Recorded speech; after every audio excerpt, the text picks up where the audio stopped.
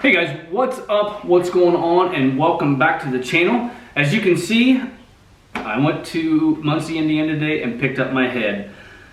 Didn't do any videoing while I was there. They're kind of like a close, tight-knit mom and pop shop. They'll talk to you just like the everyday person, but they kind of like to keep to themselves, so I didn't even push it. I picked my stuff up, I asked them a bunch of questions as far as putting it on a video tonight, and kind of just went on my way. If you guys are interested, I'll put some information in the description. You can send your stuff to them, or if you're close to the Muncie, Indiana area, you can take your head over there and have it done. I was lucky enough, I picked my head up and was only $373.11. So I got off really, really cheap. The only thing it needed done was basically decked and fire ringed. So just a minute here, I'll tip it up and I'll show you what they did, because they did surface all these areas and clean them up as far as the intake plenum, and then as far as for your valve cover gasket and your thermostat housing right here. Everything is good, and then they also cleaned up on the exhaust side over here. Basically I left it up to them. Whatever it needed, go ahead and do it, and you know, whatever it costs, it costs. It just needed done. Mark called me last Monday and said, hey, your head turned out pretty good. There's no cracks, pressure tested fine, so the only thing we need to do is deck it and fire ring it. So I was happy with that. It didn't need any guides, it didn't need any valve jobs, or I'm sorry, it didn't need any valve grinds, it didn't need anything. So very lucky as far as not having anything that needed done on my VP head. So they did go through and put all new valve seals in it up top. Other than that, that's really all they did, other than what I just said, is clean up all the surfaces and go from there. The reason it's not painted is, it's kind of like, why pay, okay, let me take it back. If they're going to do a job where they got to do valve seats, they got to do valve guides, yeah, they're going to clean it up and paint it, because you're paying, you know, $1,000 or more to have all that stuff done. Or if you know, doing all the frost plugs and beside all these exhaust springs, it kind of is one of those things where if it doesn't need it, why pay the extra money for it? Why pay the extra money to have them paint it when I can bring it home? I can press the button on top of a rattle can just like they do. So why pay the extra money to have them do it when I can take care of it myself? So I want to get this up on its side so we can take a look and see how they surface the bottom side of it, and then also see how they cut the fire rings in it. All right, there with the head flipped up, you can see they've machined that whole surface there. And then after that's done, they go back and cut these grooves in there. Now for 800 horsepower and under, just doing the head, one side is fine. But if you're going to be over 800 horsepower, you want to do it in the head and in the block, and do half and half of your ring. Right here is the rings. What the firing head gasket actually is they take a head gasket and they cut that metal ring out of the head gasket itself, and then this goes in its place and gets crushed in there. You want to make sure on these rings you find your welded seam.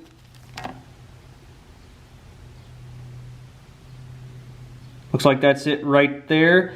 And you want to make sure and put that on the flat side. So put that on your block side, since I have my groove milled into the head. All this work they do is CNC. I've saw some other companies where they actually have a jig and they bolt it to the head, then they have a hand crank and they do it to the desired depth. Everything done at Nye's is CNC. They do everything except for grind cranks. They can do anything and everything except for grind a crank, and everything they do is done on a CNC machine.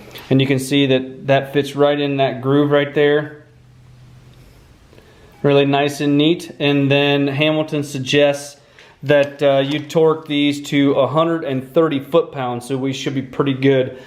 Just waiting on another set of head studs to get here, and then hopefully those will be here Wednesday, and we can start getting, hopefully start getting this stuff put back together. Maybe get the headset on, get it first torque done. Then we're gonna have to wait a little bit until we get the rest of the stuff back together as far as the engine, to be able to actually do a start the engine up and then do a hot retorque on these. And then also Nye suggested with the fire rings that you go back and do a 1,000-mile torque again.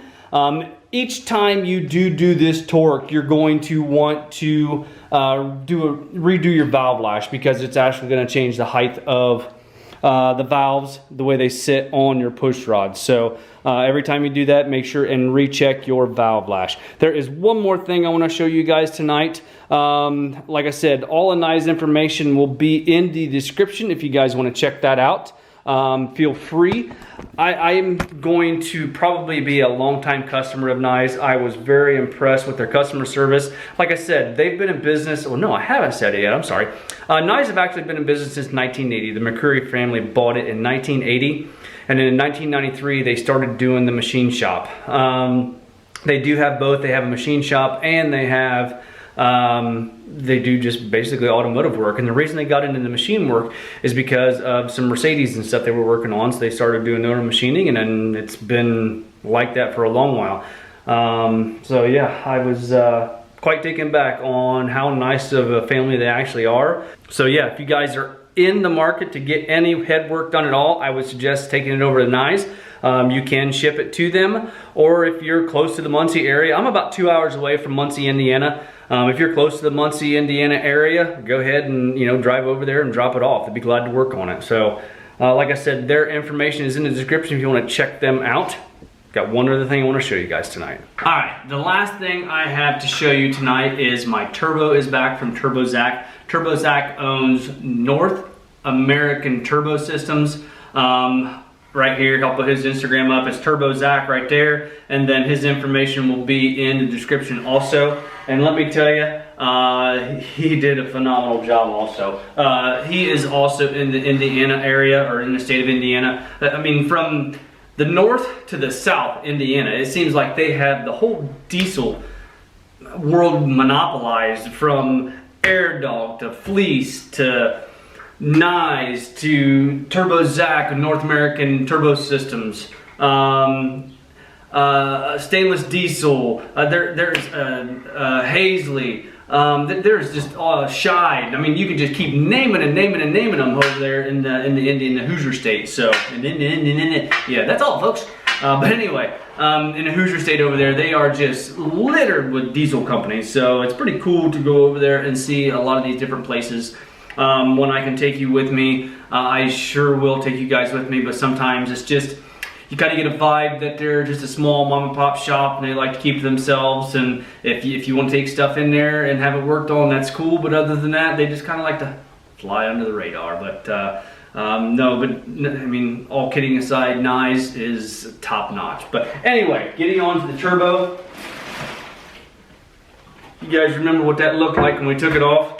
He completely went through it. Got a new compressor wheel on it. It's a dual plane compressor wheel. Instead of just being a standard 6-blade, it is actually a 6+6 now. And I'll show you what I'm talking about as far as a dual plane. I'll do an overhead shot. But it does have a billet wheel in it now. I'm still running the stainless diesel wastegate, runs off drive pressure. Other than that, it's got a clean bill of health, and I cannot wait to get this on the truck and see what it actually performs like. It's still just a standard 8.0 housing on a T3 flange, but I had this, and actually I have another one of these just like this that I'm gonna be putting on the dually too.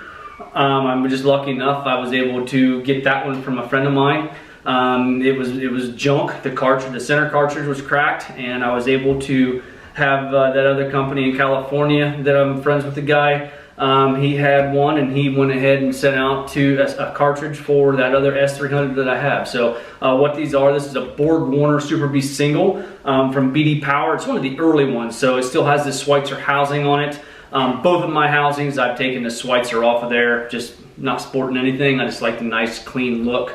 You guys know I've saw that you showed that to you before as far as this one in previous videos with the 2nd gen, and then on the other one that I have. So yeah, I'm excited to get this on there. I've never actually ran one of these dual plane compressor wheels like this, so it'd be pretty cool to see how this runs. If you can look down in there and see what I'm talking about, you can see that blade there, and then down inside there you see another blade, and then that's what I'm talking about as far as a dual plane compressor wheel.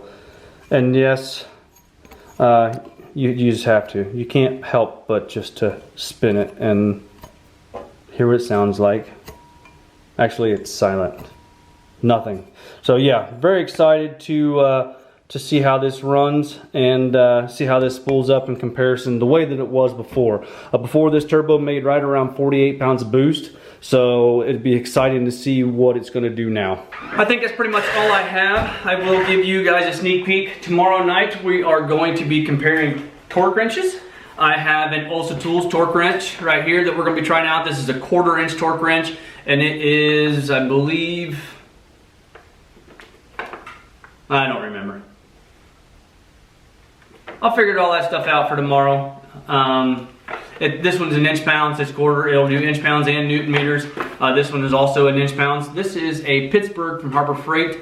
I've got a digital torque wrench from Olsa Tools that we're going to use to test the compare them to see which one is more accurate or if they're both the same. See what a $9.99 from torque wrench does from Harbor Freight and a $100 torque wrench does from Olsa Tools. So we'll see what the comparison. There's $90 difference between these two torque wrenches, and we'll see how accurate each one of them are. So with that being said, stay tuned tomorrow night for tomorrow night's tool video. If you guys have